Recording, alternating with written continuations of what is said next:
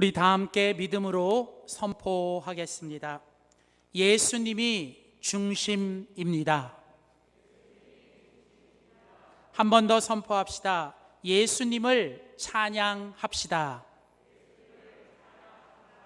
예수님이 중심, 예수님을 찬양합시다.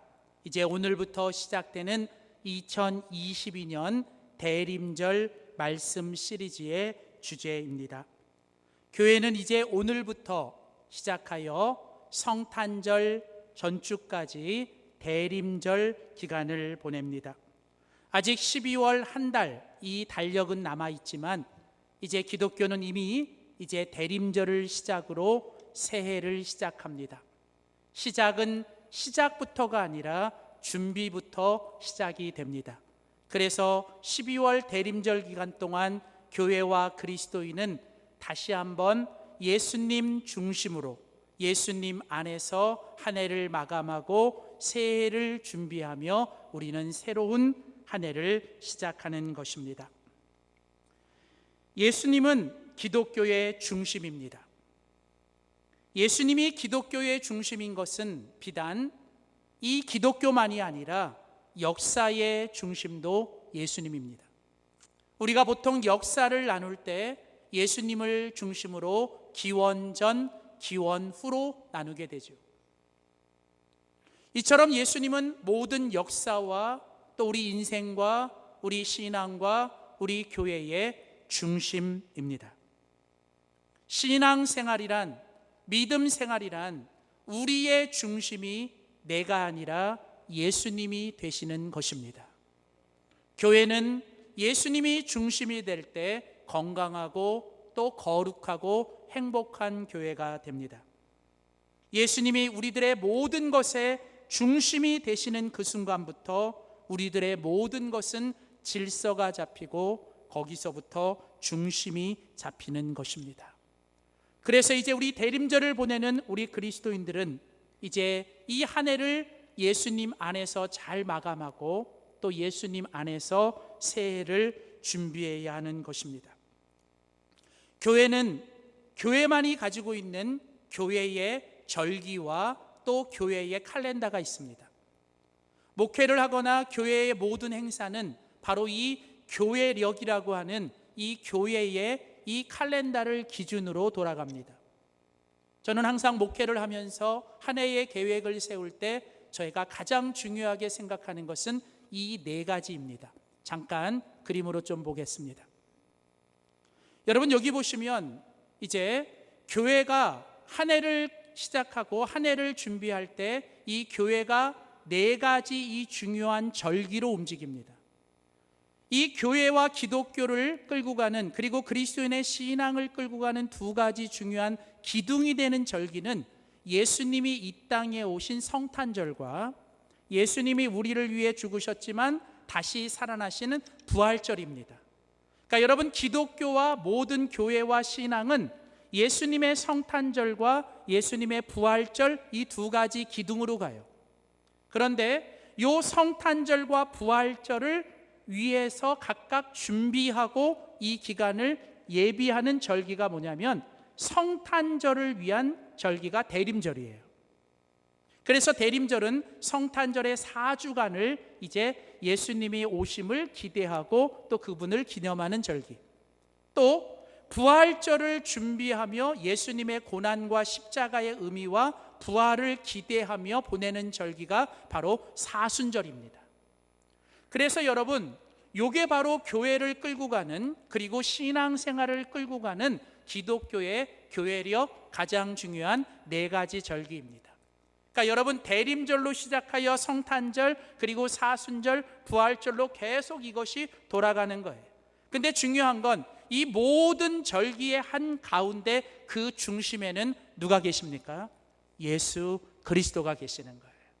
결국은 예수 그리스도는 우리의 신앙과 교회와 우리의 인생과 우리의 모든 것의 중심이십니다. 이제 이런 모든 교회의 절기와 교회력의 시작이 오늘부터 시작되는 대림절 혹은 대강절입니다. 대림절이란 무슨 어떤 의미가 있는 것인가? 이 대림절을 다른 말로 대강절 혹은 영어로는 어드벤트라는 단어를 써요. 이 대림절은 어떤 기간이냐면 예수님의 오심을 기념하는 절기가 바로 대림절입니다. 이 어드벤트라는 단어가 이 원래 가지고 있는 뜻이 뭐냐면 오신다, 오셨다, 오실 것이다 라는 거예요. 누가요? 예수님이 오심을 우리가 다시 기념하는. 그래서 교회는 전통적으로 이 대림절 기간 동안 세 가지를 꼭 기억합니다. 첫째는 이 대림절 기간 동안 교회는 처음 오심을 기억해야 돼요. 그러니까 예수님의 처음 오심, 2000년 전 예수님이 이 땅에 처음 오심을 우리는 기억해야 됩니다. 어떻게요? 말씀을 통해서 예수님이 이 땅에 왜 오셨는지, 그리고 어떻게 오셨는지를 우리가 말씀 묵상을 통해서 예수님의 처음 오심을 기억해야 되는 거예요. 그래서 교회는 이 대림절 기간 동안 뭘 해요? 이제 말씀 묵상을 해요. 특별히 예수님의 성탄과 관련된. 그래서 저희 교회는 오늘부터 유치부, 유초등부, 중고등부 모든 교회가 이제 대림절 말씀 묵상을 시작을 합니다. 아이들은 스티커를 붙이고 아이들은 이제 예수님의 말씀 묵상집을 나누며 함께하고 저희가 함께 나가요. 또한 이 대림절에 교회와 그리스도인들이 뭘 합니까? 다시 오심을 기대하는 거예요. 그러니까 우리 예수님이 처음 오셨고 그 예수님이 하늘로 가셨어요. 그리고 예수님이 뭘 약속하셨냐면 다시 오실 거라는 거예요. 그래서 우리 그리스도인들은 뭘 해요? 다시 오실 예수님을 기대하는 거예요. 아직은 세상은 어둡고 아직 세상은 여전히 불화가 그리고 죄악이 가득 차지만 예수님이 다시 오시면 이 모든 건 변화될 것을 믿고 우리는 다시 오실 예수님을 뭐예요? 기대하는 거예요. 내 인생에도, 내 마음속에도, 우리 가정에도, 우리 교회도, 이 나라 이 민족의 어둠 속에 예수님이 다시 오실 것을 기대하며 우리는 기도하는 거예요. 그래서 대림절 기간 동안 교회와 그리스도인들은 다시 예수님이 내 삶에 우리 가운데 찾아오시고 다시 오실 걸 우리가 기대하며 교회는 기도하는 겁니다. 그리고 교회는 또한 이 대림절 기간 때 뭘 해야 되냐면 바로 여기 계시는 주님을 기뻐하는 거예요. 그러니까 우리 주님은 처음 오셨고 다시 오실 거고 그리고 뭐예요? 지금 여기 계시는 거예요. 예수님이 어디 계세요? 내 안에 계시고, 예수님이 어디 계세요? 우리 가정 안에 계시고, 우리 교회 안에 계시고, 이 나라와 이 민족 가운데 계시는 그 주님이 여기 계심을 우리가 뭐예요? 확인하고 확신하고 우리가 그 예수님을 뭐해요? 기뻐해야 되는 거예요. 그래서 여러분, 이 대림절 기간 동안 우리는 이처럼 처음 오심을 기억하고 다시 오심을 기대하며 여기 계심을 기뻐하며, 특별히 2022년 우리 영광교회 공동체가 우리가 이번 대림절 기간 동안 함께 하고 싶은 건 바로 예수님을 찬양합시다라는 거예요. 우리 안에 계신 예수님을 기뻐하는 게 뭡니까? 그게 찬양인 거예요. 먼저 내 안에 계신 예수님을 내가 기뻐하며 여러분 이 기간 동안 많이 찬양하세요. 힘들고 어려워도 찬양하면 힘을 주세요. 여러분 힘들고 어려울수록 더 예수님을 찬양하십시오. 그리고 더 나아가서 우리를 통해 이 세상에 예수님의 찬양이 많이 들려지기를 축복합니다. 그래서 저는 오늘부터 5주 동안 성탄절까지, 대림절 4주 동안, 그리고 성탄주일까지 누가복음 1장과 2장에 나오는 처음 크리스마스, 처음 성탄절에 예수님을 찬양했던 5명의 인물들을 차례로 찾아보면서 예수님을 찬양하기 위해서 우리에게 무엇이 필요하고 예수님을 찬양하며 산다는 건 어떻게 사는 것인지를 차례대로 살펴보기를 원합니다. 그 첫 번째로 오늘 누가복음 1장 5절에서 25절, 39절에서 45절에 있는 본문 말씀 가지고 엘리사벳의 찬양이라는 제목으로 함께 말씀을 나눕니다. 부디 오늘 말씀을 통해 우리가 예수님을 찬양하며 기뻐하며 살기 위해 무엇이 필요하고 어떻게 살아야 되는지를 다시 한번 배울 수 있기를 소원합니다. 첫 번째, 우리 한번 믿음으로 선포합시다. 성령님의 충만이 있어야만 합니다. 첫 번째로 예수님을 찬양하며 살기 위해 예수님을 찬양하며 살기 위해 우리 가운데 있어야 될 가장 첫 번째 일은 뭐냐면 우리 안에 성령의 충만함이 있어야 된다는 거예요. 여러분, 예수님을 기뻐하고 예수님을 찬양하며 살기 위해 우리 가운데 해야 될 가장 중요한 첫 번째 일은 바로 우리 안에 성령님의 충만함이 있어야 되는 거예요. 여러분, 오늘 우리가 같이 읽은 누가복음 1장 41절 42절에 보시면 바로 엘리사벳이 그런 여인이었어요. 오늘 본문 누가복음 1장 41절 42절을 보겠습니다. 엘리사벳이 마리아가 문안함을 들으매 아이가 복중에서 뛰노는지라 엘리사벳이 성령의 충만함을 받아 큰 소리로 불렀다. 자, 여러분, 오늘 여기 보면 엘리사벳이 이제 마리아를 만나요. 오늘 본문의 배경은 이거예요. 이제 예수님이 이 땅에 탄생하기 위해 마리아가 예수님을 잉태했어요. 그런데 또 다른 한 여인, 엘리사벳이라는 여인이 마리아보다 조금 더 일찍 또 한 아이, 즉 세례 요한을 잉태했습니다. 그리고 이 두 여인이 만났어요. 그리고 이 두 여인이 함께 주님을 찬양하는 본문이 오늘 본문이에요.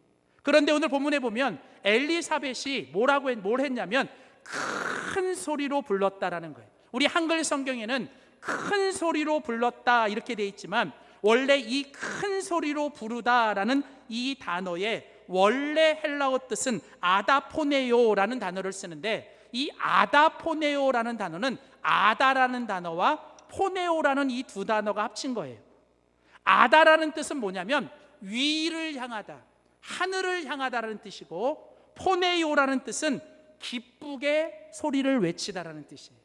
그러니까 결국은 여기 큰 소리로 부르다라는 뜻은 뭐예요? 위를 향하여 주님께 기쁨으로 큰 소리로 찬양했다는 뜻이에요. 그래서 사실은 제대로 번역하면 뭐냐면 엘리사벳이 하나님께 찬양했다라는 거예요. 자, 그런데 오늘 본문은 엘리사벳으로 하여금 그렇게 큰 소리로 하나님을 찬양하게 만든 게 뭐냐? 오늘 본문은 그게 뭐라 그래요? 엘리사벳이 뭘 받았기 때문에?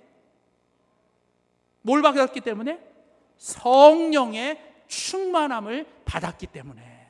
사랑하는 성도 여러분, 오늘 엘리사벳으로 하여금 주님을 바라보고 주님을 향해 기쁘게 찬양하게 만든 건 바로 그 엘리사벳 안에 성령의 충만함을 받았기 때문인 줄 믿습니다. 여러분, 또 오늘 본문은 그것뿐이 아니에요. 오늘 같이 읽은 오늘 보면 누가복음 1장 15절을 보시면 누가복음 1장 15절에 보면 자, 이제 이 엘리사벳이 아이를 배웠는데 그 아이가 세례 요한이에요. 근데 여러분, 이 세례 요한은 특이하게도 엄마 뱃속에 모태에서부터 어떤 일이 있었냐면 거기 보면 이는 그가 주 앞에 큰 자가 되며 포도주나 독한 술을 마시지 않고 모태로부터 뭐를 받았어요? 성령의 충만함을 받았어요. 여러분, 재밌는 건요, 오늘 본문에 보면 아주 재밌는 그림이 하나 그려져요. 그게 뭐냐면 두 여인이 좀 배가 나왔어요. 근데 배가 나온 두 여인이 뭐가 좋아서 서로 만나가지고 막 기쁘게 하나님을 찬양하는 거예요. 그런데요, 이 두 여인만 찬양하는 게 아니라 오늘 본문을 자세히 읽으면 각각 그 뱃속에 있는 애들도 뭐예요? 그 안에서 뛰놀았대요.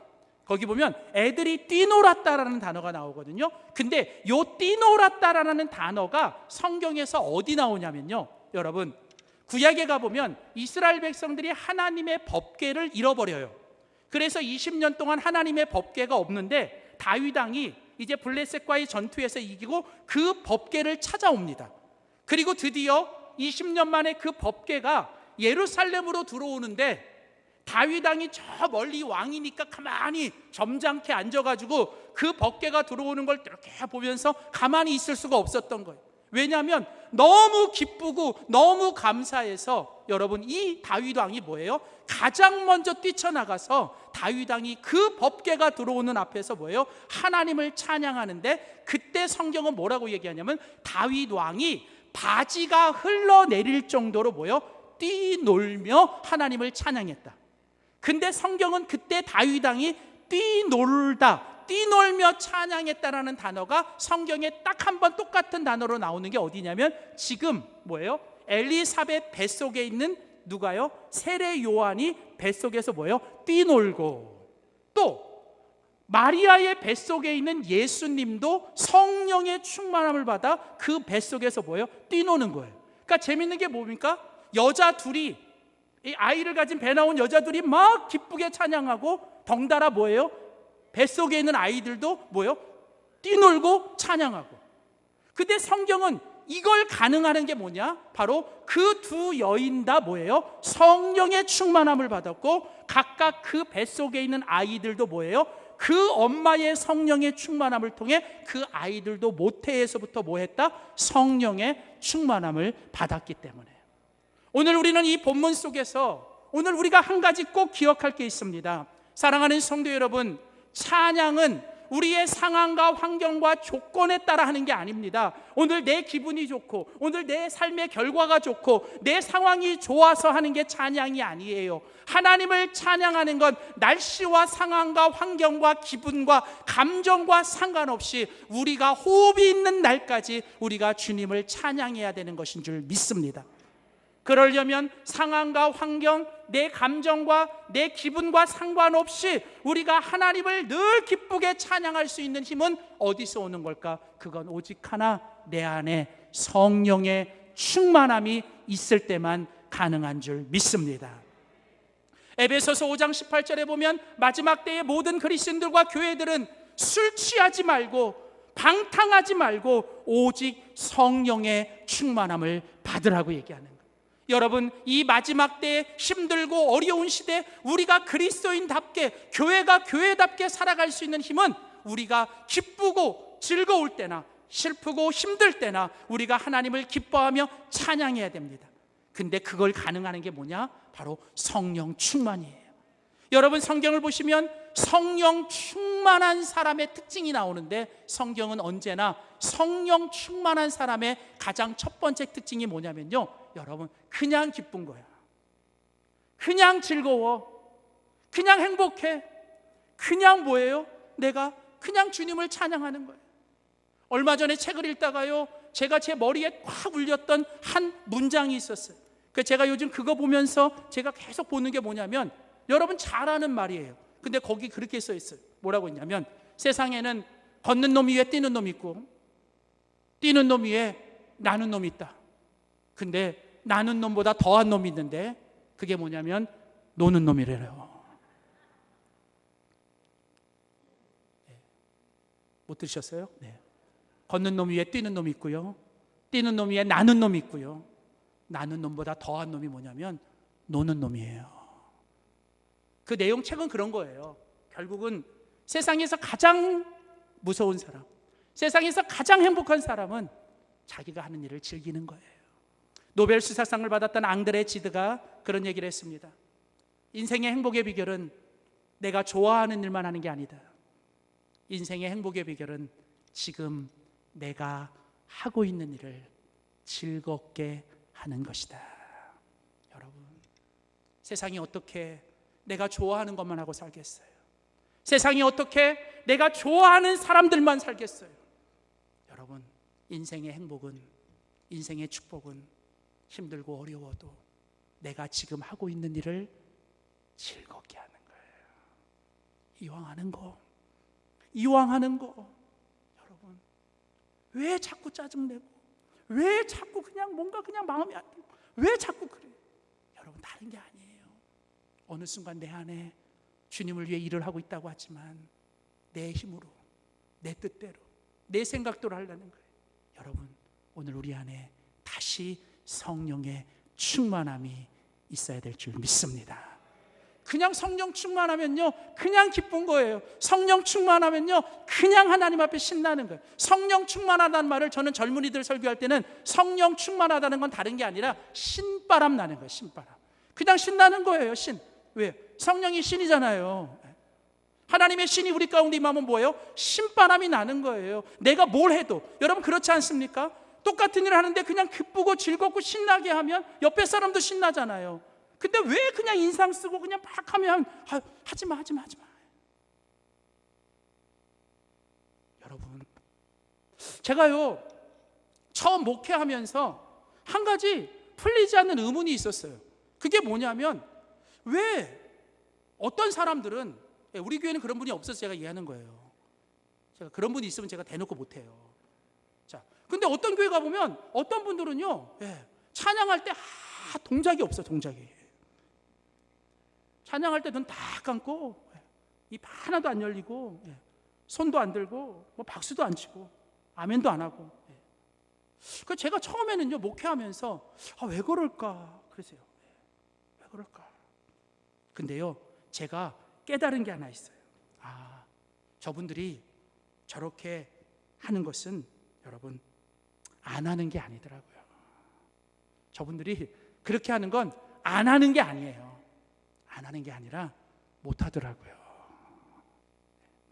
그래서 제가 이야기로 했어요.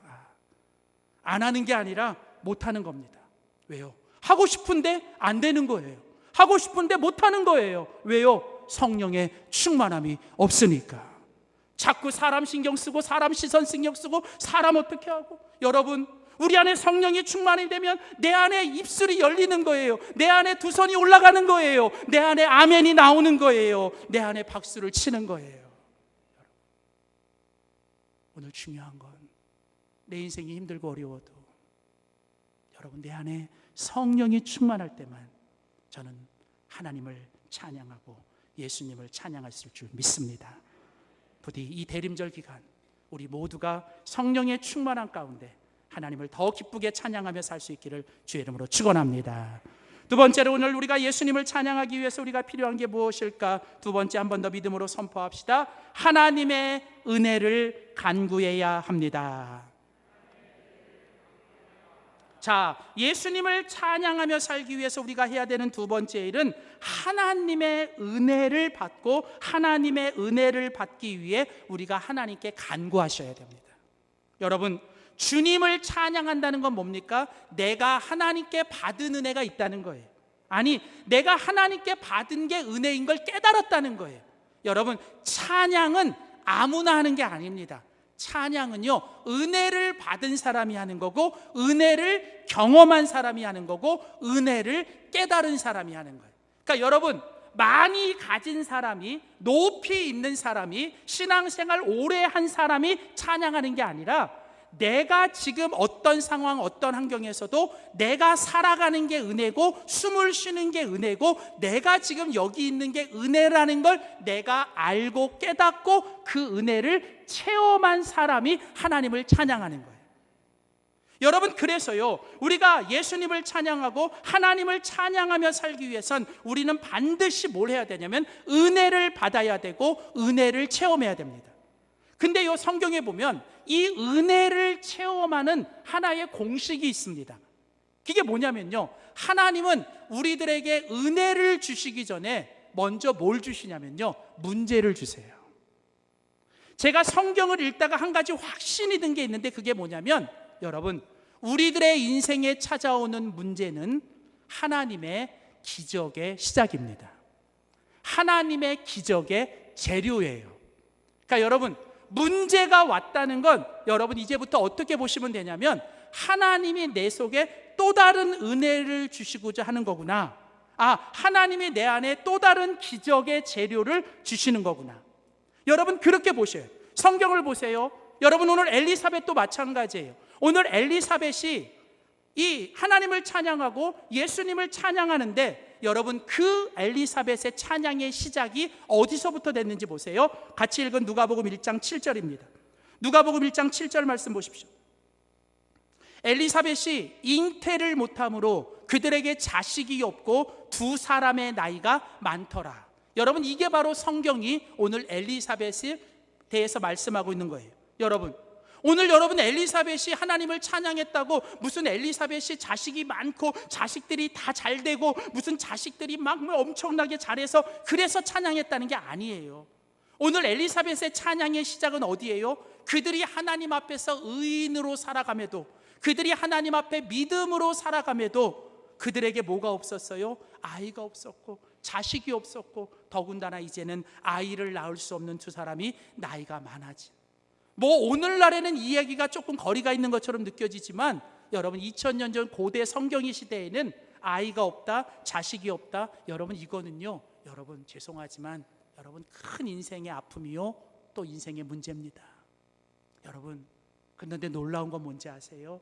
엘리사벳은요, 그 문제 앞에서도 그는 하나님께 낙심하고 포기하지 않아요. 그는 하나님께 믿음으로 선포하는 거예요. 하나님, 이 문제를 통해 나에게 더 큰 은혜를 주실 줄 믿습니다. 이 문제가 기적의 재료가 될 줄 믿습니다. 그리고요, 그때부터 이 두 부부 사가랴와 엘리사벳이 하나님 앞에 뭐 했냐면요, 사가랴는 성전 안에 들어가서 엘리사벳은 성전 밖에서 그들이 하나님께 기도하기 시작해요. 하나님 은혜를 주세요, 하나님 은혜를 주세요. 하나님께 기도하는데 어떤 일이 일어납니까? 오늘 보면 13절 14절, 오늘 누가복음 1장 13절 14절, 천사가 그에게 이르되 사가랴여 무서워하지 말라. 너의 뭐가 들려요? 너의 간구함과 너의 기도함을 하나님이 들으신지라. 그리고 하나님이 뭐라고 응답하십니까? 내 아내 엘리사벳이 내게 아들을 낳아줄 건데 그 아들의 이름을 뭐라 하리라? 요한이라 하라. 여러분, 요한이라는 이름의 뜻은 뭐냐면 하나님은 은혜이시다, 하나님이 은혜를 주셨다라는 뜻이에요. 사랑하는 성도 여러분, 엘리사벳이 하나님을 찬양했습니다. 엘리사벳은 하나님을 찬양할 때 어땠어요? 그에겐 문제가 있었어요. 그러나 그는 문제 앞에 시험 들고 문제 앞에 낙심하고 절망하지 않고 오히려 그는 문제 앞에서 하나님의 기적의 재료라고 바라보며 이제는 문제를 놓고 기도의 제목을 삼고 하나님께 기도했습니다.